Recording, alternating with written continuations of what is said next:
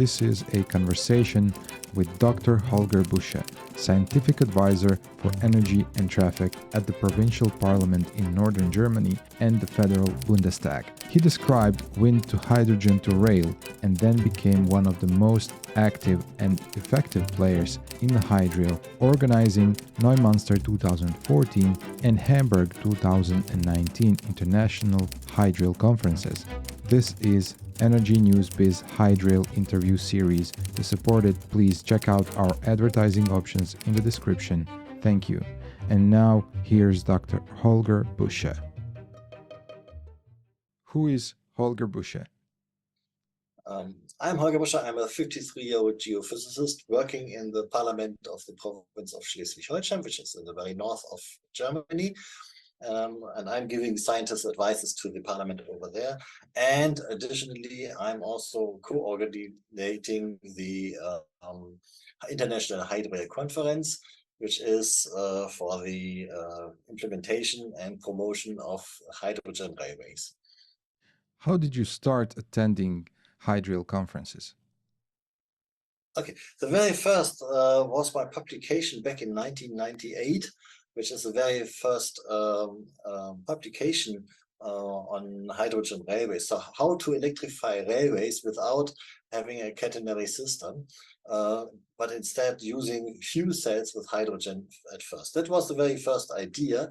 Later on, the first hydrail conferences was started by Stan Thompson in Charlotte, North Carolina.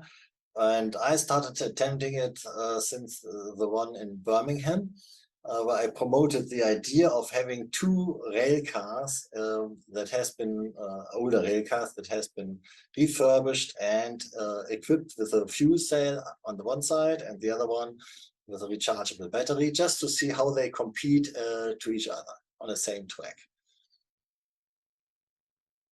Who are the most important people in hydrail, in your opinion?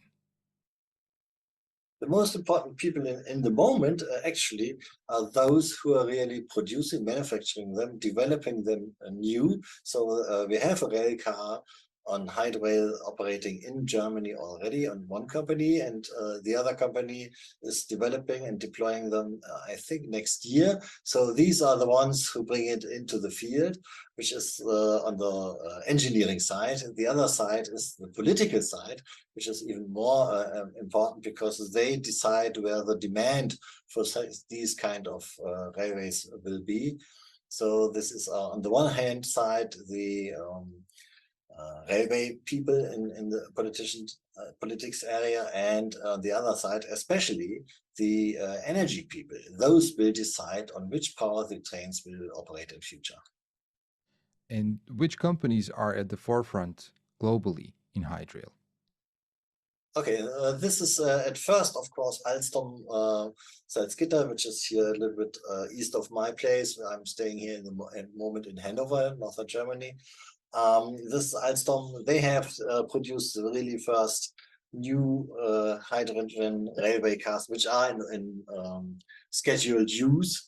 And the other one is, I think, Stadler and Siemens follow up soon with a hybrid version of their normal electric cars. So the difference is that Alstom was using a standard diesel rail car, which has been equipped with a fuel cell. So the diesel engine has been thrown out, and the fuel cell was introduced and implemented in the whole system.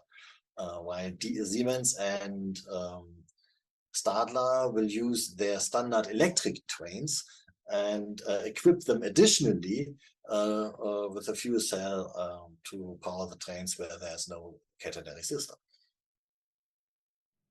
Hydrail in your country, what's the status and the plans for the future? So the status is that we have two regions using hydrail in the moment. So that's a positive side. So it's next to Frankfurt and next to Hamburg. Most certainly places everybody can find. In the rural areas, of course, in around it, because everywhere where you have a large amount of trains operating, the catenary system is, of course, in favor of it. The backdraw is that more and more states of the art is the rechargeable battery trains, as we have a partially electrified railway system here in Germany. So Hydrail is really good if you have long distances without any catenary system, and the rechargeable is good if you have only to cover with say 30 to 50 or maybe 80 kilometers without a catenary system. Then the rechargeable battery trains are a bit better. So depending on your country, it's important to decide which system might be better. There were several disruptions in the traffic and expense issues in Germany while attempting to get the Hydrail on track. How would you cope with that? Sorry, I didn't get this perfectly. Maybe I got it wrong. So there have been some backdraws in the operational aspects. Yes. Of course, if you start a new system, you always have problems. I mean, that's everywhere. Remember on all the problems Apple had, or Windows, or whatever system you choose, you always have in the beginning, the prototypes will always fail in some extent. But I guess this will be overcome soon, and shouldn't be that much of a problem as the system itself. So fuel cells and trains and the hydrogen storage tanks and all that kind of stuff is all experienced in use in different applications. So I think that the technical backdraw is not that much of a problem. What do you believe are the key benefits of the technology compared to traditional diesel powertrains? Do you think that Hydrail technology will eventually replace traditional diesel powertrains, or do you see these two coexisting? No, I'm pretty sure that diesel will vanish sooner or later. It's like the Stone Age. The Stone Age didn't end because there hasn't been any rocks anymore. Metal was just better, and it's the same with the oil. So we won't run out of oil, but hydrogen will just be better and cheaper on the long run, especially in countries like Canada or New Zealand, Australia, and all these kind of countries, or even the United States, where you have long tracks which you can't electrify with a catenary system because it's just too much, and where you have large amount of areas where you can install solar and electric components to produce cheap hydrogen. And if you install these systems, hydrogen might be very, very, very cheap in comparison to any diesel that you want to have, especially if you have a look on the climate change. What are some of the major challenges that Hydrail technology currently faces, and how do you see these challenges being addressed in the future? Yeah, one of the challenges is that you have the competition in between Hydrail and the rechargeable battery systems. This is one of the major discussions that has to be done in each area by itself. So depending on how much electrification you already have done on your railway network, that varies from almost zero in the States, United States or Canada, to up to 100% in Switzerland. So everything else is in between, and of course it's depending on the use and so on. These are the decisions that has to be made, and you will always find the question, where did you get your energy from? And also this is globally looked another aspect. So if you look at to Germany, almost I would say 3/4 of Europe, Hydrail won't be the game changer in many places, maybe in some rural areas. But if you look at in all these other mentioned countries where you have railway networks without any electrification, Hydrail will be the future on that. How do you think the widespread adoption of Hydrail technology will impact the transportation industry as a whole?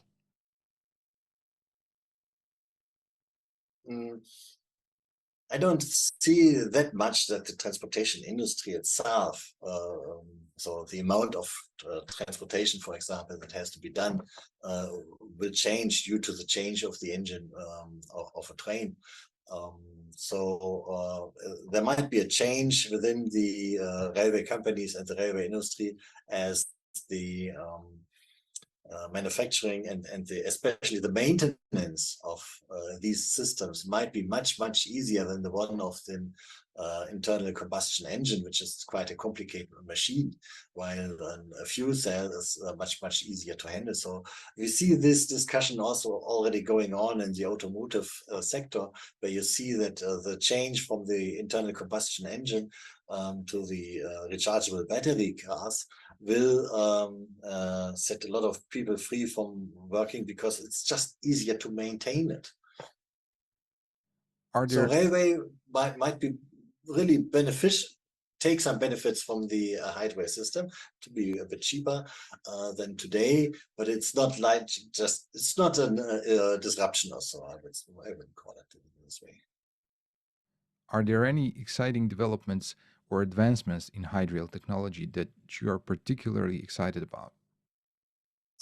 Yes, that might be the LOHC, which is the storage of hydrogen in an organic liquid organic hydrogen carrier system. So that allows you to store lots of hydrogen in a normal liquid phase without cooling it down. So usually if you want to have hydrogen stored, you have to compress it quite very large.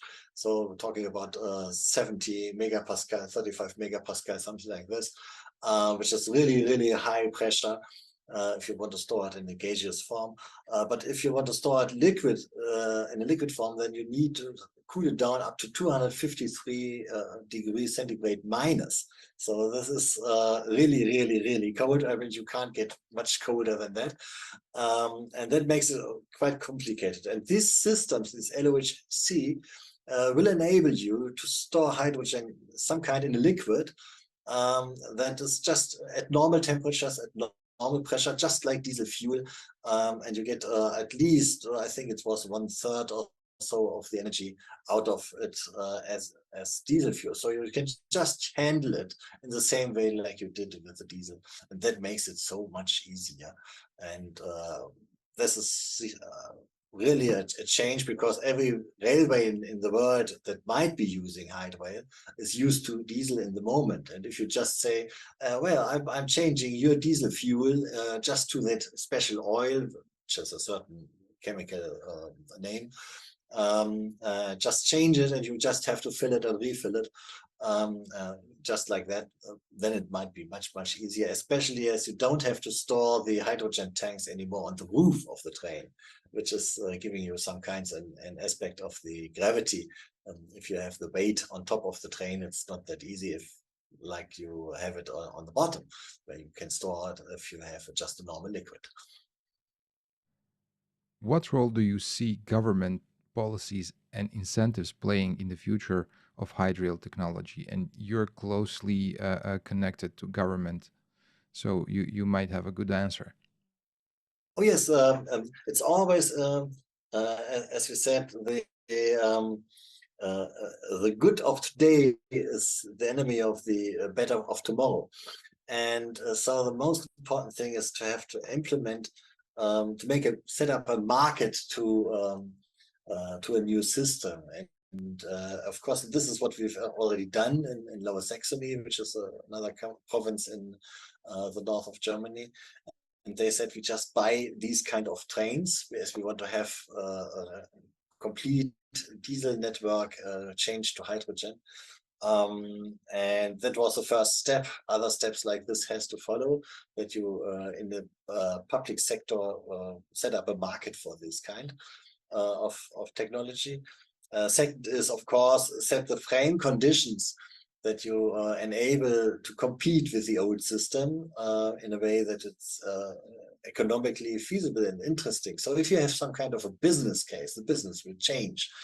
And that's what is the opportunity and the chance and the duty for the politicians to do, to set up the frame conditions in a way that you have a business case. And that's due to carbon dioxide reduction, for example, which you never can get out of if you have diesel, and give it a price, for example, to the carbon dioxide emissions, changes to a place where you can say, okay, all right, let's go for hydrogen.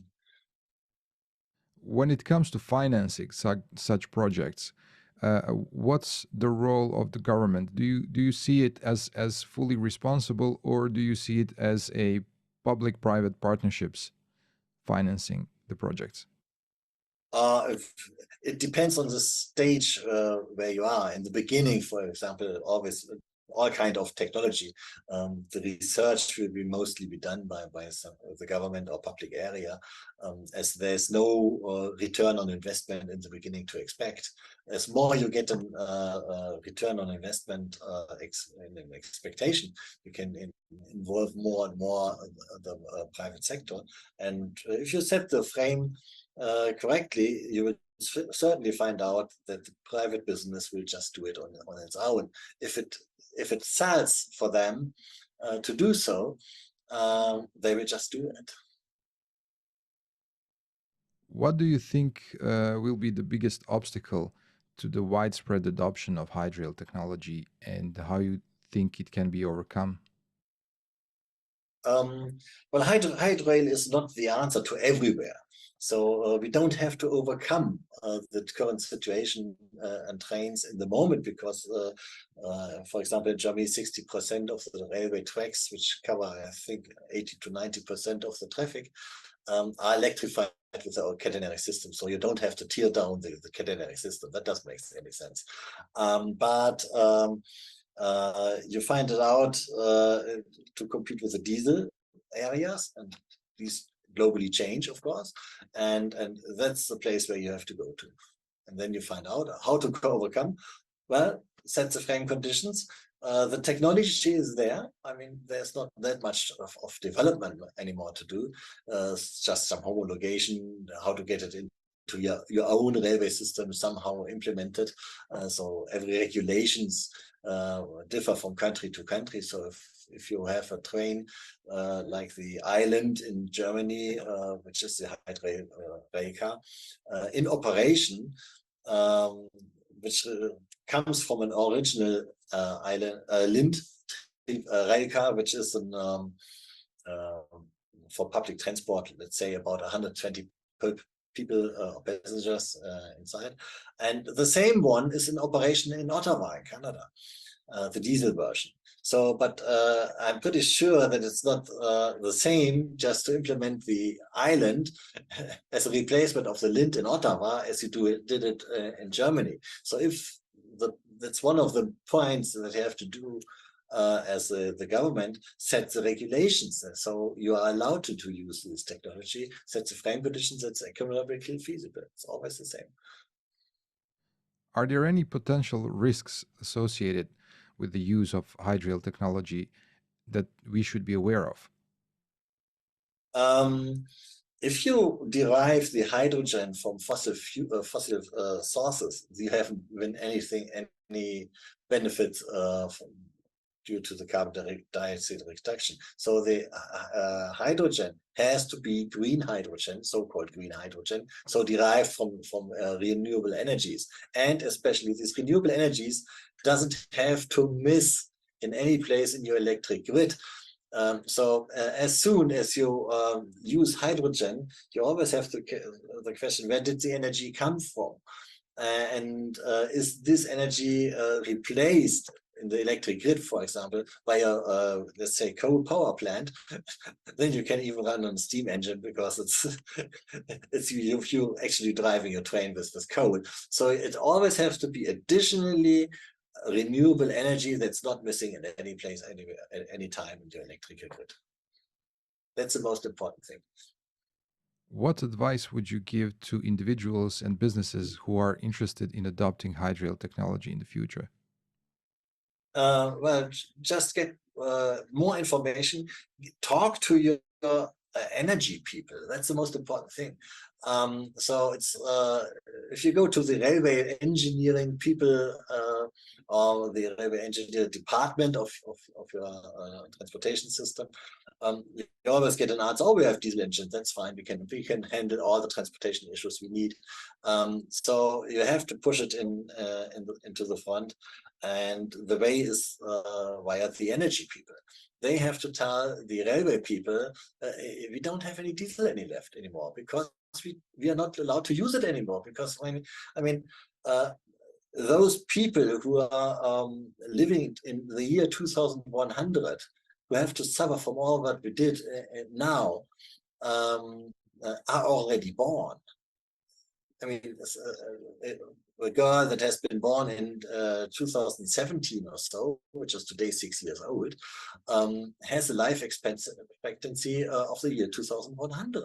So they are already here, and they need solutions. We have to get rid of diesel engine and all these kind of fossil fuels. So install a solar panel, install a wind turbine, produce your hydrogen, and get your train in operation, especially as one train replaces dozens of trucks, which is energy-wise always a good thing to do. And of course, the passenger cars, the same story. What inspired you to become a pioneer in the field of hydrail? Was there a particular moment or event that sparked your interest in this technology?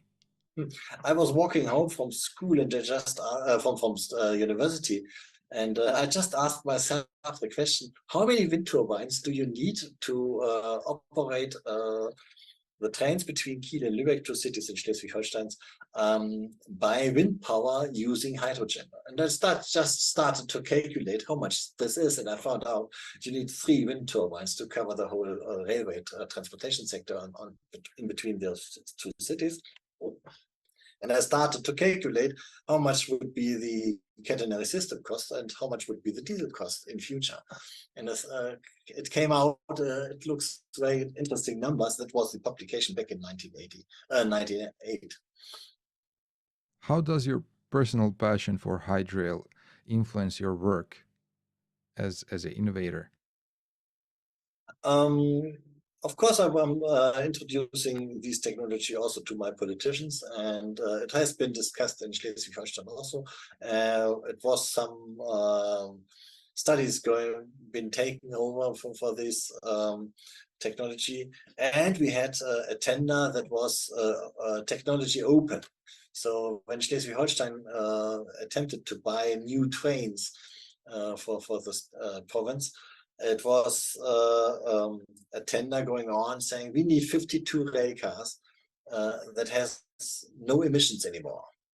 That was the tender, and so the hydrail people and the rechargeable battery people started to be interested to win this tender. At the end of the day, unfortunately, Alstom decided not to participate in this competition. So it was just a decision in between, I think, 2 or 3 manufacturers for rechargeable battery rail cars, which are still quite good. We are awaiting them in the next month to start operation in Schleswig-Holstein.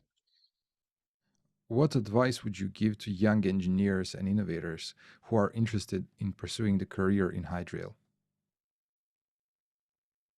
Oh yes, just get started in the study of this technology, especially in the way make it economically feasible and interesting. The field is coming up as a rising technology, especially in lots of countries in the world. And as soon as we get the first one set up as a standard locomotive, for example, in North America, you will find lots of occasions and jobs in a way that you can develop and explore this technology all over the country. Because once it gets started, I think it's going to be very, very fast. Then you have some kind of a disruption against diesel. So there's a story of you converting 2 rail cars to hydrogen. And can you tell us that story? Oh yes, it was back in, I think, 2012 or 13 that we decided to buy 2 old rail cars, so from the end 50s, beginning of 60s, And those have been powered by rechargeable batteries at that time, and they have been shifted to diesel electric power in the early 1990s, and have been sold in 2012.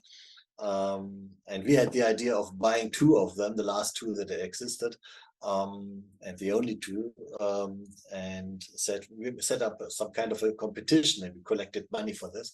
We already got first money to have at least one train in operation to show that that's what we're going to do, and have one for the fuel cell system and one for the rechargeable battery system.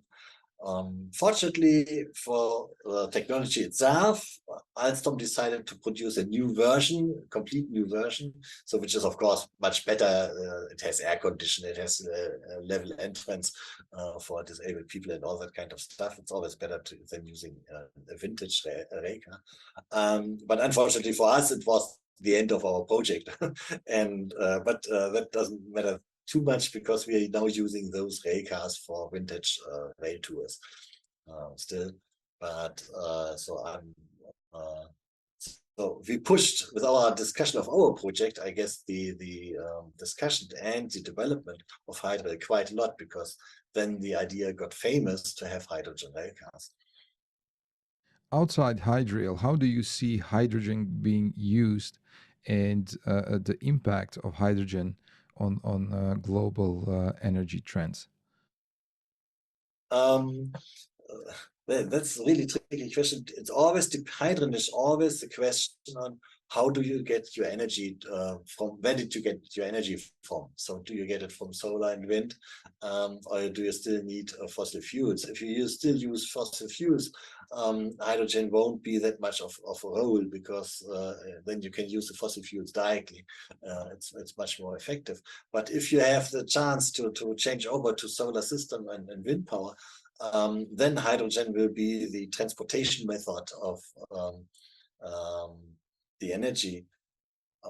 Hydrogen is just very clean and all that kind of stuff. You can change it to some kind of e-fuels, but it's much more important to have hydrogen for the industry, for example. The steel production needs heaps of hydrogen, so you will have first change your complete industry to hydrogen rather than using oil. Then you will find out you can use hydrogen for some parts of the railway system, of course, yes, but better electrify your system with catenary system if you have enough railway traffic.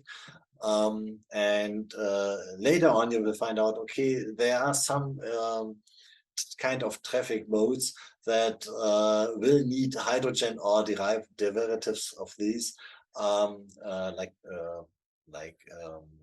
methanol or so, where you need it for planes and for vessels on large tours overseas, because they can't operate direct electric, because you certainly can't draw a cable over an ocean, and certainly you can't hang it in the air. But at the end of the day, you find out, okay, the larger something is, the more hydrogen will it be in comparison to the rechargeable batteries. And at the end of the day, you find out you won't see it that much in cars. Which is the most important question everybody's asking. When does my car operate with hydrogen? The car is really the last who should use hydrogen, because you need 3 times as much energy to operate it. So for every hydrogen car, 3 battery-driven cars had to stay home. And if you even think about e-fuels, it's the same story. It's just a factor of 5 for each car, for each old car, for Porsche or whatever. You operate with e-fuels. 5 battery cars had to stay home, because we just don't have the electricity for it to produce it. And we won't see it in near future to have this amount of electricity, as those countries you are speaking of, usually like Chile, where you can derive lots of wind power, or Australia or so on, we don't see the installation of these renewable energies over there. or Africa. But the second thing is they will need the energy first for themselves.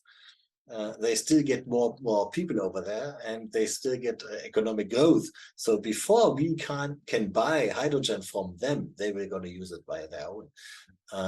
So it takes decades, I guess, until we get so much energy that we can say, okay, yeah, we have hydrogen from outside, from any other countries, we can operate our cars with it. No, it's going to be decades from now, and then it's too late.